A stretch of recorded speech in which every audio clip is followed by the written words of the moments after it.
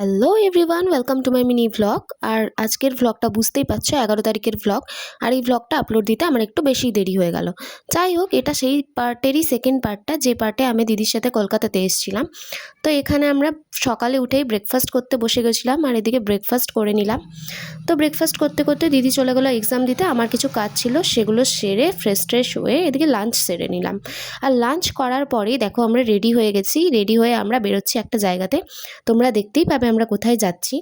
আর তার আগে বলো আমার আউটফিটটা কীরকম লাগছে। তো আমরা এদিকে বেরিয়ে পড়েছি। সামনে একটা পার্ক আছে, ওই পার্কটাতেই যাবো বলে ঠিক করেছিলাম, কারণ পার্কটা দেখতে খুবই সুন্দর। তো এই পার্কটা দেখতে না কিছুটা রবীন্দ্র সরোবরের মতোই লাগছিল। তো যখন আমি গড়িয়াহাটের ওখানে থাকতাম, ওখানে মাঝে মাঝেই যেতাম। তো দেখো কি সুন্দর একটা সানসেট পড়েছে এখানে।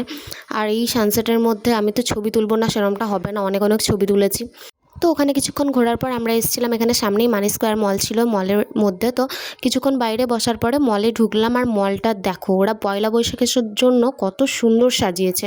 এখানে ঢুকে প্রথমে একটু ওয়েস্ট সাইডে চলে গেছিলাম। তো ওখানে কিছু কালেকশন দেখছিলাম, ভালোই লাগছিল, কিন্তু টাকা নেই বলে কিনতে পারিনি, সত্যি কথা হচ্ছে এটাই। তারপরে এসে ওখানে 99 শপে আমরা ওই সব চশমাগুলো ট্রাই করছিলাম। আর তারপরে তো বাড়ি গিয়ে রাতে ডিনার করে নিলাম। আর ব্যাস, আজকের ভ্লগটা এই পর্যন্তই ছিল। ওকে, টাটা, বাই বাই।